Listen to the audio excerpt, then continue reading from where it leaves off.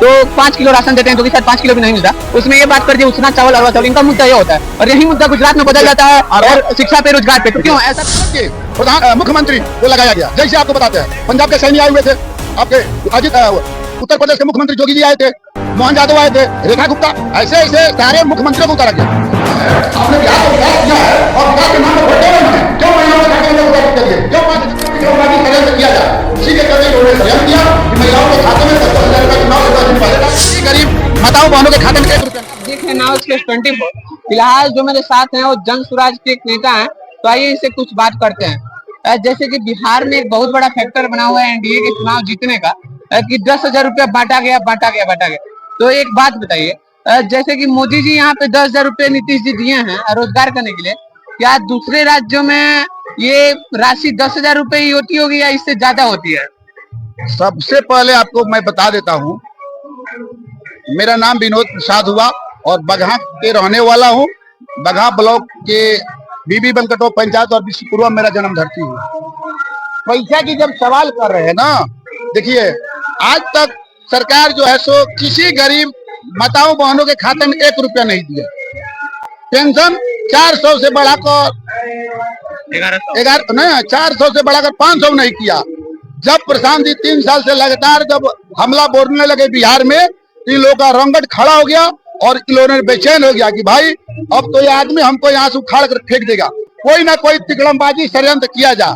उसी के चलते इन्होंने षड्यंत्र किया कि महिलाओं के खाते में 10-10 हजार रुपया चुनाव से 10 दिन पहले डाले। उसके बाद लेबर कार्ड जो बनता है उसमें 5,000 रुपया डाले। और जो है जीतने के लिए पूरे भारत के प्रधान मुख्यमंत्री को लगाया गया। जैसे आपको बताते हैं पंजाब के सैनी आए हुए थे, आपके अजित उत्तर प्रदेश के मुख्यमंत्री जोगी जी आए थे, मोहन यादव आए थे, रेखा गुप्ता, ऐसे ऐसे सारे मुख्यमंत्रियों को उतारा गया। अगर आपके पास दम है, आपने बिहार को विकास किया है, तो आप विकास के नाम पर वोट क्यों नहीं मांगे? क्यों महिलाओं के खाते में 10,000 रुपया दिए? क्यों 5,000 रुपये दिए? क्या जरूरत था कि आपके पूरे भारत के नेताओं को बुलाने का? एक और बात, अभी कुछ दिन पहले जैसे सभा हुआ था मोदी जी का, तो बिहार में आए थे। तो अदर राज्यों में जैसे गुजरात में जाते हैं मोदी जी, तो उसको किस रूप से व्यवस्थित ढंग से वहाँ पे फैक्ट्री लगाना है इसकी बात करते हैं। और बिहार में आए मोदी जी तो 5 किलो राशन देते हैं जो कि शायद 5 किलो भी नहीं मिलता, उसमें ये बात कर दिए उतना चावल अरवा चावल, इनका मुद्दा ये होता है। और यही मुद्दा गुजरात में बदल जाता है और शिक्षा पे, रोजगार पे। तो क्यों ऐसा भेदभाव क्यों करते हैं? एक मिनट मेरा बात सुन लीजिए।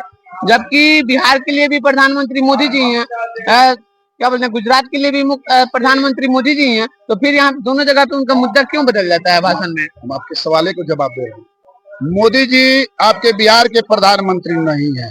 मैं कहता हूँ अगर बिहार के प्रधानमंत्री रहते तो जिस तरह गुजरात में फैक्ट्री लगाने की बात करते हैं, बुलेट ट्रेन चलाने की बात करते हैं, शिक्षा की बात करते हैं, मगर बिहार में कभी नहीं किए। यहाँ क्यों नहीं करते हैं? यहाँ के जो भी नेता है उनके दल के ये सब गुलाम है।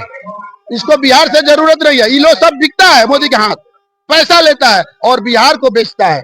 मैं बिहार के भाइयों से आग्रह करूंगा कि भाई इस बात को आप लोग जानिए कि मोदी जी राशन जो बढ़ता है पूरे देश में बढ़ता है, सिर्फ बिहार में नहीं बढ़ता है। मगर जब बिहार आते हैं सिर्फ राशन की बात करते हैं और ट्रेन की बात करते हैं कि आप लोग ट्रेन देते हैं, मजदूरा बन जाओ और कमाने चल जाओ हमारे गुजरात, और यहाँ के नेता कमीशन पर बेच रहे हैं। अगर उनको बिहार के प्रधानमंत्री रहते तो जितने ट्रेन दिए हैं उतना कंपनी अगर लगा देते तो हमारे यहाँ के लोग पलायन करने नहीं जाता। अगर नहीं जाता तो ये लोग क्या करते? भूखे मरते। एक गुजराती भूखे मरता। मगर यह फैक्ट्री जो है लगाया नहीं, कभी नहीं लगाएगा बिहार में। क्यों? कि वहाँ के रोजी रोजगार मर जाएगा। अब बिहार का लेबर का फैक्ट्री है, तो जितने एनडीए सरकार के बीजेपी के लोग हैं मोदी के गुलाम बने हुए हैं और उनको खरीद रहे हैं, इसलिए बिहार के लोग पलायन करके जा रहा। कोई फैक्ट्री यहाँ नहीं लगने जा रहा। ये सब चुनावी जुमला था, मुंह से कर दिया, चुनाव जीत गए। अब बिहार के लोगों को समझना है कि हम इस झूठे लोगों को कब कब वोट देते रहेंगे। अब एक बात जाने हैं, मोदी जी आए थे 14 में, तो वही मोदी जी चीनी मिल की मोतिहारी में बात किए तो मैं चीनी मिल बना दूंगा। ना सुन लीजिए, चीनी मिल लगाने की बात कहे थे।